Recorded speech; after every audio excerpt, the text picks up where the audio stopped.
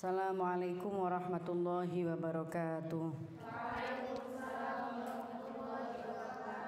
Al-Fatihah.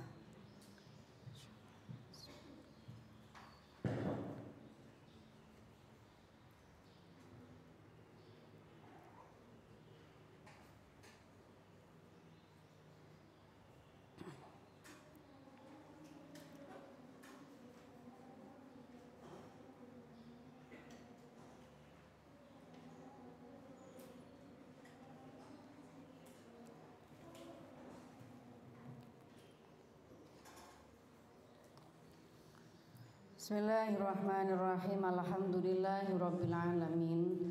Wassalatu wassalamu ala sayyidil mursalin wa ala alihi wa sahbihi ajmain. Qala al-muallifu rahimahullahu ta'ala wa nafa'na bihi wa bi ulumihi wa amaddana bi asrarihi wa a'ada alaina bi barakatihi fid dharain amin ya rabbal alamin.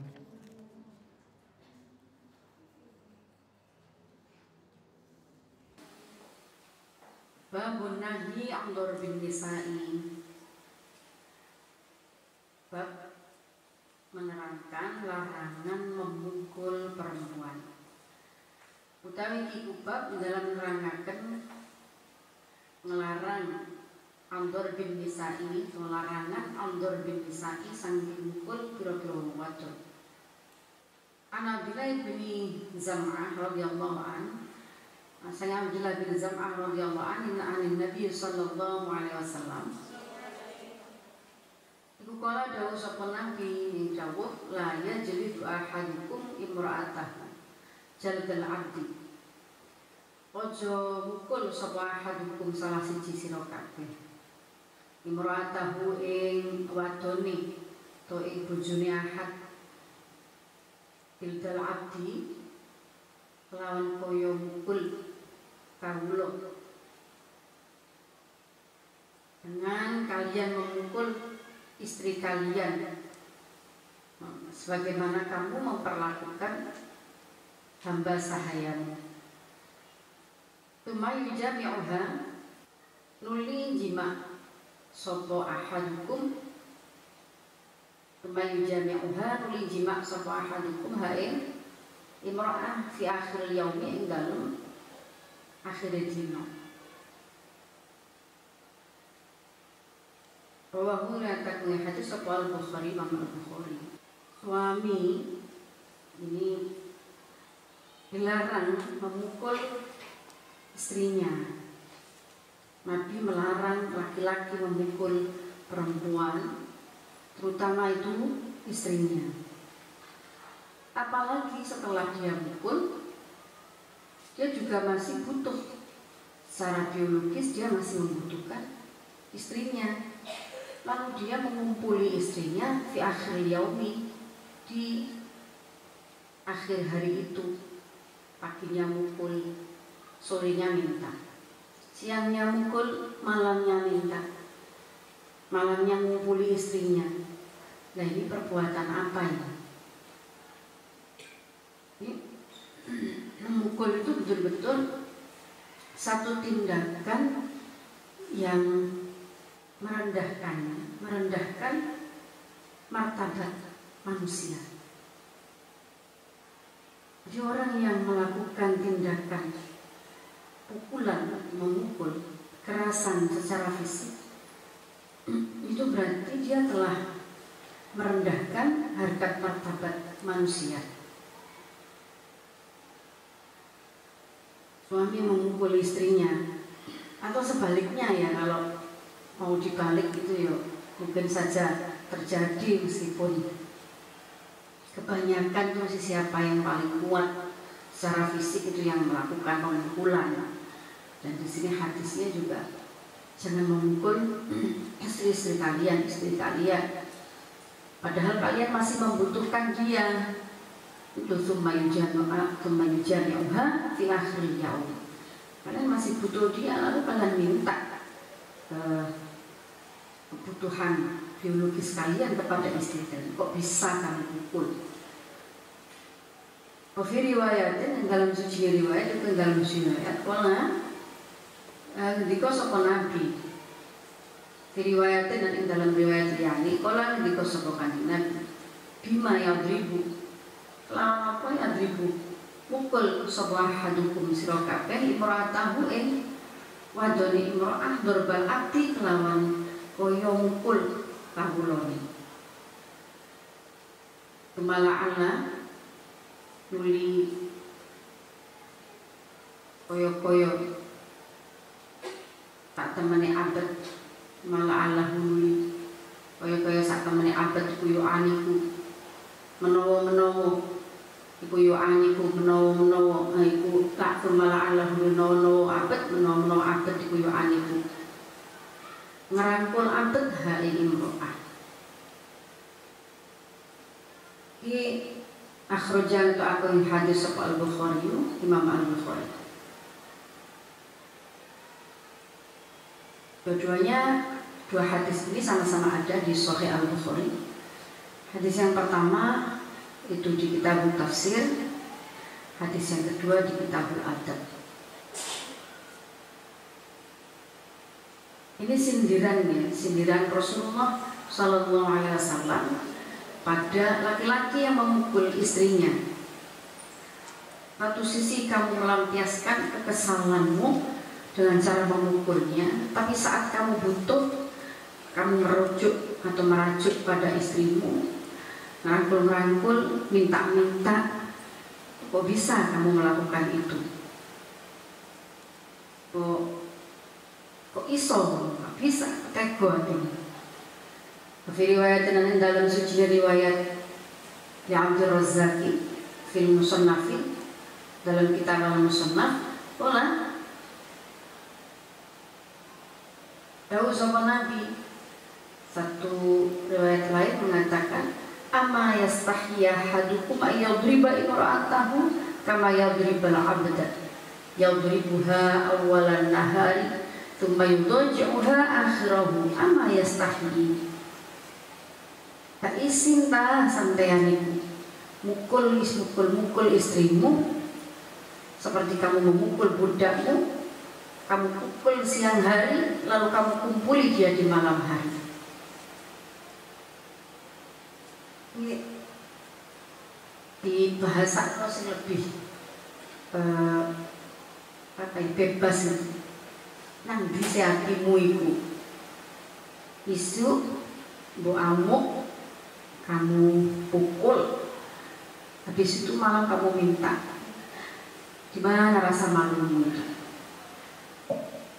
Ama yastahi ono to ora isin sapa hadukum salah siji sira kabeh ayat riba yen to mukul sapa ahad imratahu ing bojone ahad juwadone ahad kame riba kaya oleh mukul sapa ahad al-abda ing kawula yadribu kang mukul ahad hari imra'ah awalan nahari yadribu mukul sapa ahad hae imro'ah awalan nahari ing dalem kalitane awan tumma yudoji'u nuli ngancani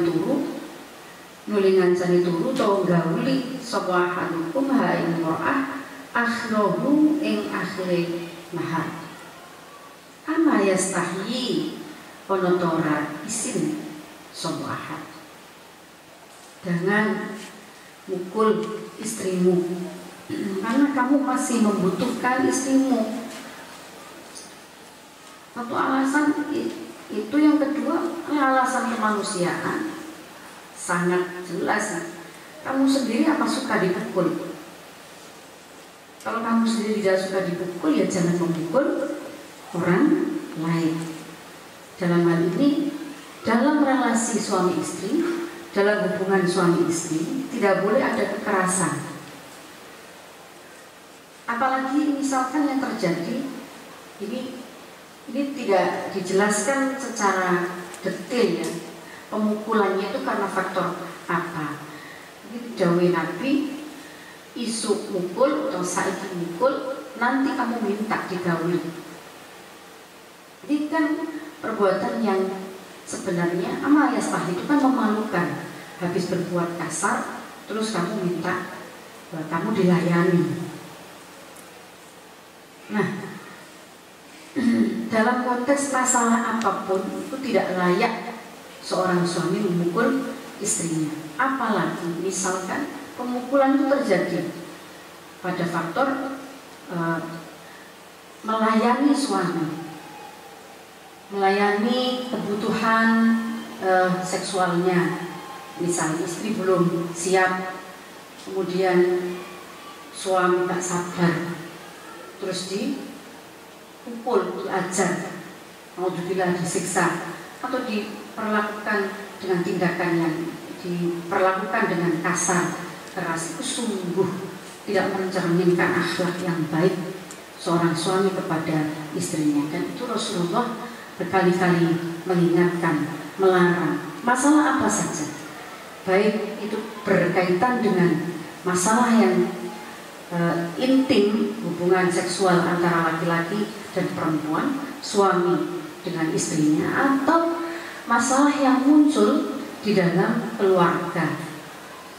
Apa itu? Ya tidak tahu apa itu problem ekonomi, apa ada masalah anak yang lalu menjadi pemicu emosi di antara keduanya. Itu tidak seharusnya terjadi pemukulan atau tindakan kekerasan. Dan kalau kita mengaku umat Nabi Muhammad SAW, tentu saja harus Nabi, harus beliau yang menjadi panutan, yang menjadi teladan kita semua dalam bermuasyarah di dalam keluarga, dalam bergaul di dalam keluarga, dalam mewujudkan keluarga yang tetap tenang dan bahagia. Anak-anak, para sahabat yang dimuliakan oleh Allah, mari bersama-sama juga kita mentelaah atau membaca satu ayat Al-Quran, surat Ar-Rum ayat 21. Apa sebenarnya tujuan dari penciptaan laki-laki, perempuan, dibersatukannya mereka dalam mahligai rumah tangga? A'udzubillahi minasyaitonirrajim. Wa min ayatihi an khalaqalakum min anfusikum azwaja litaskunu ilaiha wa ja'ala bainakum mawaddatan wa rahmah. Inna fi dzalika laayatin liqaumin yatafakkarun. Surat Ar-Rum ayat 21. Ya ayyuha min ayatihi, a'udzubillahi minasyaitonirrajim, wa min ayatihi an khalaqalakum min anfusikum azwaja. Bagian dari tanda-tanda kebesaran Allah, an khalaqalakum min anfusikum azwaja, diciptakan dari golongan kalian azwaja, pasangan, suami istri, litaskunu ilaiha, harapan, tujuan, apa ya, cita-cita dari sebuah pernikahan itu litaskunu ilaiha, agar tercipta keluarga atau ketenangan batin, sakinah, ketenangan batin. Tujuan itu, laki yang belum menikah, perempuan yang belum menikah, itu dua-duanya artinya belum tenang. Tapi saat belum tenang, memang belum sah, belum bisa, belum bisa halal ya, sehingga berbuat sesuatu yang kemudian itu sebagaimana perbuatan suami istri, itu tentu masih dilarang saat mereka belum membentuk mahligai rumah tangga. Saat sudah, maka dua-duanya menjadi tenang, kebutuhan batiniahnya terhadap pasangannya itu terpenuhi saat sudah menikah. Ini sekali kuatir mesti menjadi tenang. Nah, itu sebenarnya ketenangan itu taskunu ilaiha, bukan fi'il mudhari' bentuknya. Ya, taskunu, sakana yaskunu. Nah, fi'il mudhari' itu berlangsung terus menerus, sedang berlangsung atau terusnya sampai yang akan datang. muslimah, ketenangan itu harus terus-menerus dilakukan, terus-menerus diusahakan. Enggak kok terus sakinah mantananya tok mari wis cukup berhenti. Ini pakai fi'il mudhari, tidak pakai fi'il madhi selampau.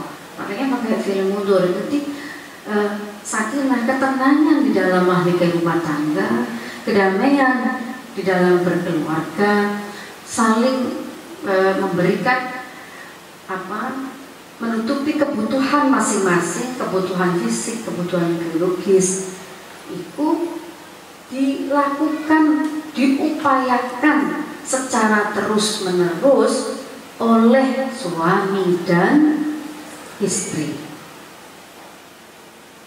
Suami yaitu berikhtiar menciptakan ketenangan di hati istrinya,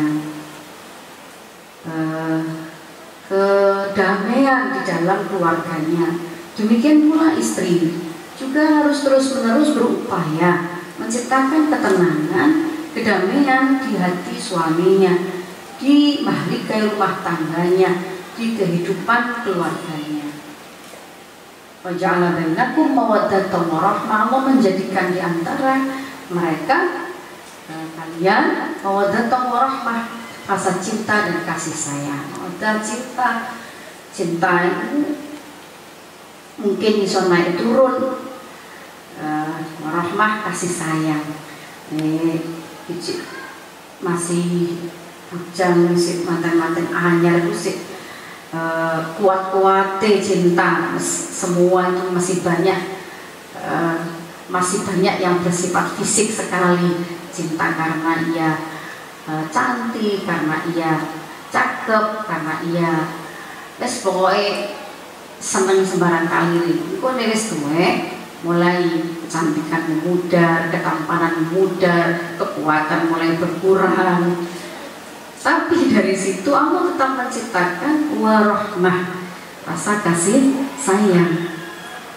Nah, mawaddah warahmah ini jadi modal ya, kita atau seseorang atau suami istri, orang-orang yang berkehidupan rumah tangga untuk terus-menerus menciptakan kedamaian.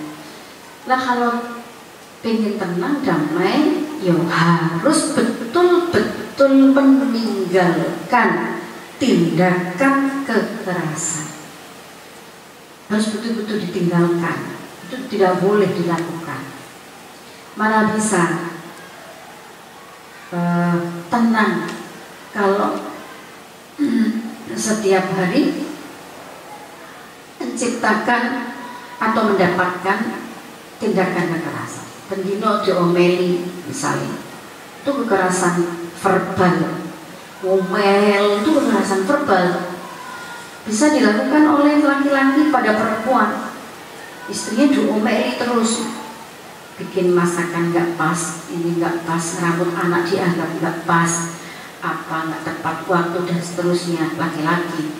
Atau sebaliknya, istri pada suami berlaku sama, istri pada suami. Ya ada yang tidak pas pada pekerjaannya atau kurang menurut istri, maisyahnya kurang, ngomel setiap hari, nggak berhenti nih ngomel. Ini juga kekerasan. Orang ngomeli orang lain terus menerus, itu kekerasan verbal, kekerasan ucapan. Kalau sudah pakai tindakan fisik, nampar, mukul, kemudian banting barang dan seterusnya, atau melempar sesuatu ke mukanya atau bagian tubuhnya, itu sudah kekerasan fisik, dan itu betul-betul dilarang. Rasulullah pun melarang, Islam melarang kekerasan di dalam rumah tangga. Hadis ke-26 ya. Masih dalam babun nahi andor bin nisa'i, bab larangan memukul perempuan.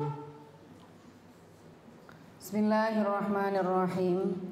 An Fatimata an Fatimah binti Qais radhiyallahu anha qalat khatabani khutabun minhum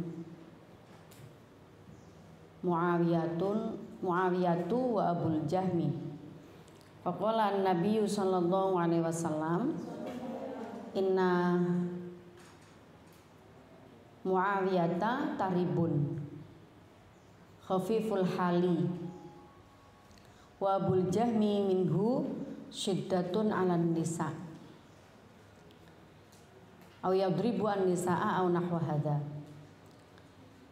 Walakin 'alaika bi Usamata ibn Zaid rawahu Muslimun wa tariba ay fakirun.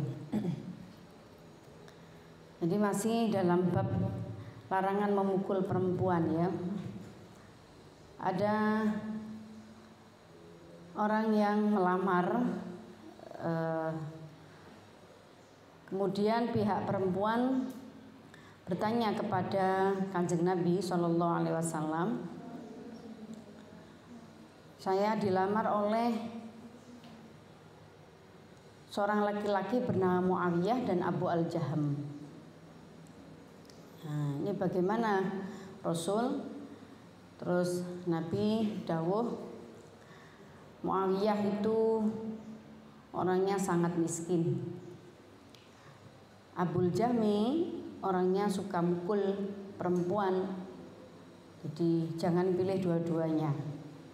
Kanjeng Nabi pun memilihkan sahabat atau orang yang bertanya pada beliau itu laki-laki yang tepat. Jadi tidak dipilihkan dua-duanya yang melamar, yang sowan kepada Nabi ini karena satunya sangat lemah ekonominya, sangat lemah ya, sangat lemah ekonominya, yang satunya suka memukul. Ini yang menjadi hadis, menjadi apa? Pedoman kita dalam hadis ini adalah memilih laki-laki yang baik agamanya, dan baik akhlaknya, termasuk tidak suka memukul perempuan. Ini kudu memang harus ditanyakan pada orang-orang dekatnya, orang-orang di sekitarnya, bagaimana watak asli laki-laki yang akan melamar perempuan itu. An Fatimah binti Qais radhiyallahu anha qalat khatabani nglamar ning ingsun sapa khutabun pira-pira wong kang nglamar. Minhum iku setengah saking khutab Muawiyah tu utai Muawiyah wa Abul Jahmi lan Abul Jahm. Faqala nuli dawuh sapa Nabi sallallahu alaihi wasallam, inna Muawiyah ta sak temene Muawiyah iku taribun fakir. Khafiful hali kang sepi saking bondo. Sangat lemah ekonominya. Minhum iku setengah saking khutab Muawiyah tu Abul Jahmi. Wa Abul Jahmi utawi Abul Jahmi minhu iku setengah saking Abul Jahmi syiddatun 'alan nisa'i utawi banget ing atase pira-pira wadon. Aw yadribu tegese mukul sapa Abul Jahmi an-nisaa ing pira-pira wadon aw nahwa hadza utawa sepadane mengkono-mengkono darab. Walakin alaiki tetapi ini kowe ngatasi sira wadon bi Usamata ibni Zaidin utawi Usamah bin Zaid dipilihno Nabi laki-laki yang baik yang lain, Usamah bin Zaid. Rawang riwayatake hadis sapa Muslimun Imam Muslim. Wa tariba utawi lafat tariba iku ai fakirun tegese fakir. Ya orang itu hidup berkeluarga itu untuk saling mendapatkan kedamaian ya. A'udzubillahi minasyaitonirrajim. Itu ayatnya surat Ar-Rum. Wa min ayatihi an khalaqalakum min anfusikum azwaja litaskunu ilaiha wa ja'ala bainakum mawaddatan wa rahmah. Inna fi dzalika la ayatin liqaumin yatafakkarun. Mikir-mikir sik sadurunge menentukan pilihan siapa calon pendampingnya, karena pernikahan itu dibangun agar tercipta kedamaian di dalamnya, ada kasih sayang, ada belas kasih di dalamnya. Jadi bukan malah sebaliknya, ada baku hantam di dalamnya, ada unjuk kekuatan fisik, melakukan pemukulan, penganiayaan dan seterusnya. Itu berarti bukan litaskunu ilaiha.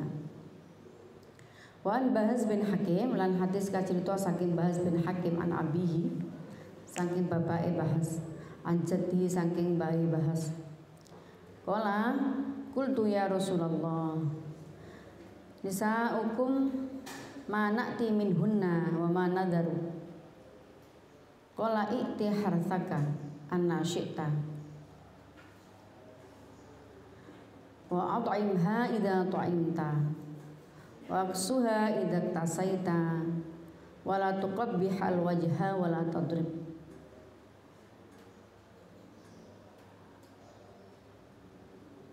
Nisauna utawi pira-pira wong wadon kita utawa bojo wadon kita iku mah perkara iku mah kaya apa ngono. Iku mah piye kaya apa nakti nekane kita minhuna marang nisa.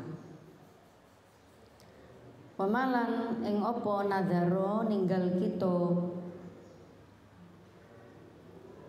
Kala dawuh sapa Nabi sallallahu alaihi wasallam, ikti harsaka nasyita, nekanono sapa sira harsaka ing ladang sira anna syita dalem dinggon karep sapa sira. Wa at'im lan awe panganan sapa sira ha ing harsak idza ta'imta tatkala mangan sapa sira. Waksu lan maringi pakaian sapa sira ha ing nisa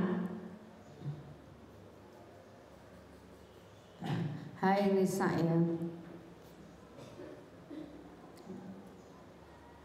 Idza tasaita tatkalane gawe pakaian sira. Wala tuqabbih lan ojo menghina sira, ojo ngira-ngira sira alwajha ing wajah. Wala tadrib lan ojo mukul sapa sira. Ruang riwayataken hadis sapa Abu Dawud. Lafat wa manati ay manaf'alu tegese ing apa naf'alu agawi kita. Wa manati iku maknanya ay manaf'alu wa nastamti'u lan amre enak-enakan kita. Wa manadaro lan utai lafat wa manadaro ay manatruka tegese ing apa natruka tinggal sapa kita.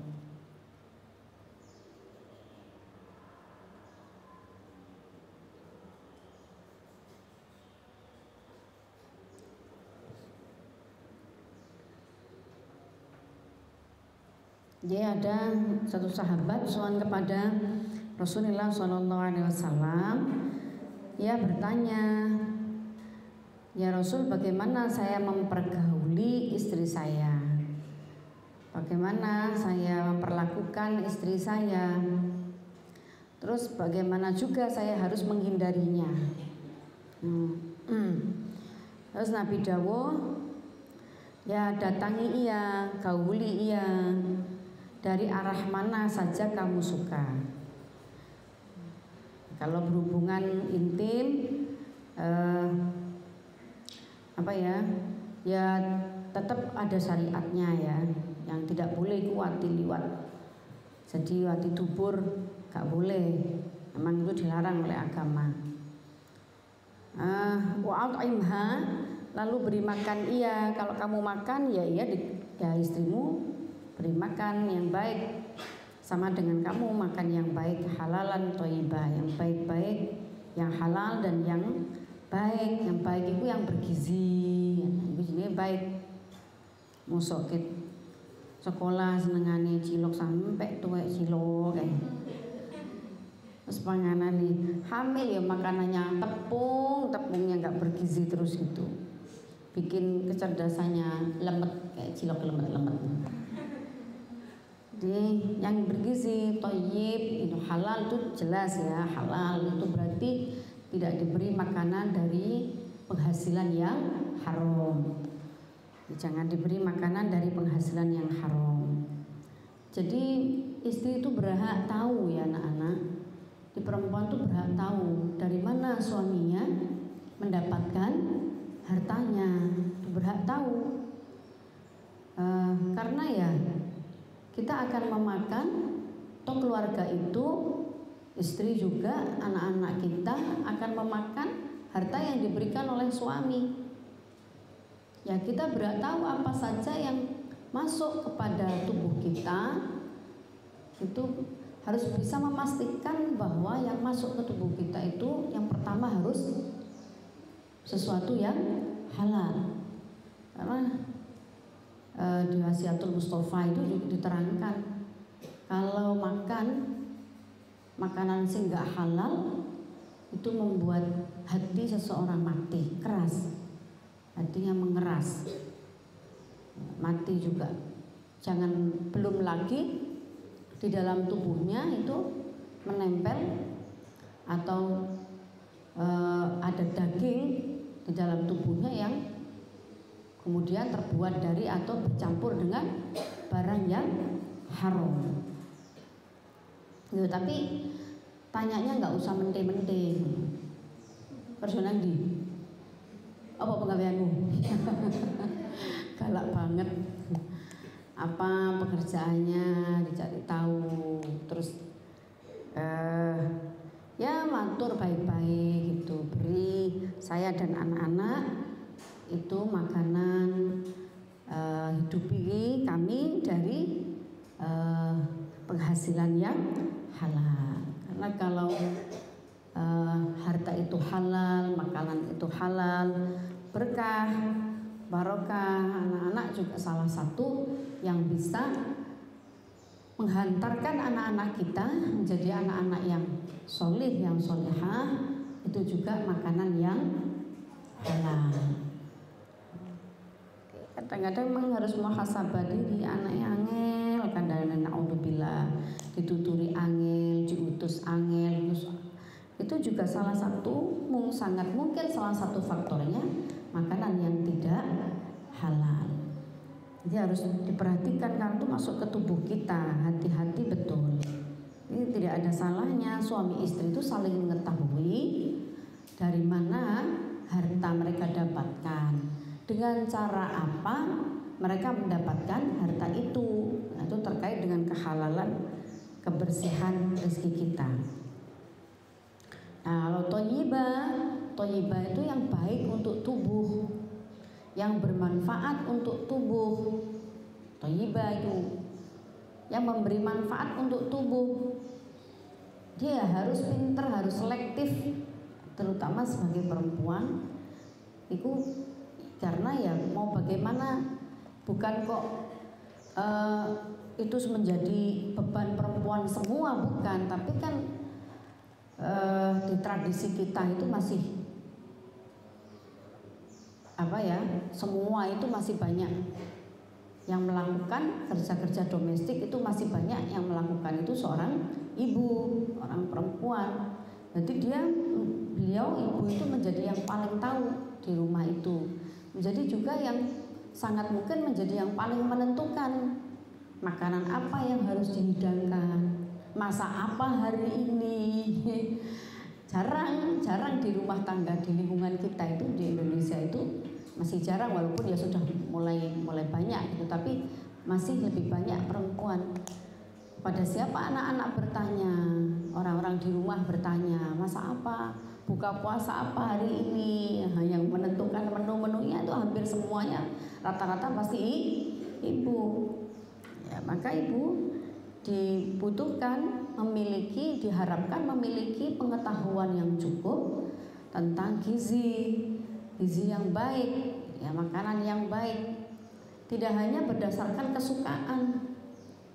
Belum lagi nanti kalau di rumah itu ada orang sepuh yang harus diseleksi daharannya, tidak bisa sembarangan. Kayak kita yang wes pokoknya nih, makan itu nggak sampai judir pedes nggak enak gitu. Padahal makanannya sehat, bergizi, tapi harus pedes gitu misalkan. Kalau kamu orang serumah harus mengikuti selera kita. Padahal di situ ada yang sepuh, ayo gawat, tambah parah sakitnya nanti. Jadi ini toyib itu bergizi ya, bermanfaat untuk tubuh. Jadi memilih makanan yang baik, tidak hanya sekedar enak di mulut saja, tapi yang bermanfaat dan memiliki kecukupan gizi yang baik. Dalam hubungan itu Rasulullah dawuh seperti itu. Wala tuqabbi al-wajha, jangan wala tadrib, jadi jangan memukul, terutama memukul daerah wajah. Wala tuqabbi al-wajha itu maksudnya jangan merusak citra istrimu. Tuqabbi wajah itu memburukkan wajahnya, artinya membuat dia malu, mempermalukan istrimu, mempermalukan pasanganmu. Nah, kita juga begitu perempuan, jangan mempermalukan pasangan kita. Allah dawuh hunna libasul lakum wa antum libasul lahun. Dua-duanya harus menjadi penutup aib yang baik, yang sempurna, yang baik. Jangan justru mempermalukan pasangan kita di hadapan orang lain dengan menceritakan keburukan-keburukannya. Nah, itu akan melemahkan sendi-sendi rumah tangga, dan itu termasuk penghinaan terhadap harga diri seseorang.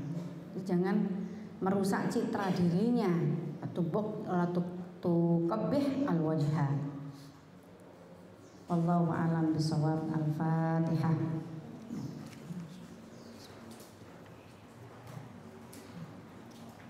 Ya kana wa ya kana sa'in ila syaitan ladzina an'amta 'alaihim.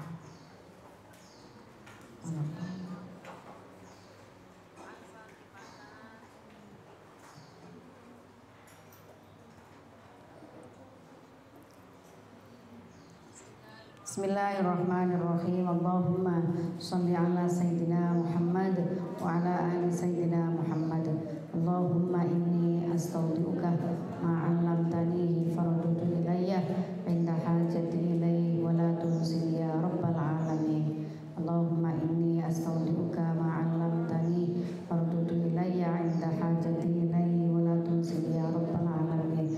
Allahumma inni astaudiuka ma 'allamtanihi faruddu ilayya inda hajati ilayhi wa la tunsi ya rabbal alamin. Assalamualaikum warahmatullahi wabarakatuh.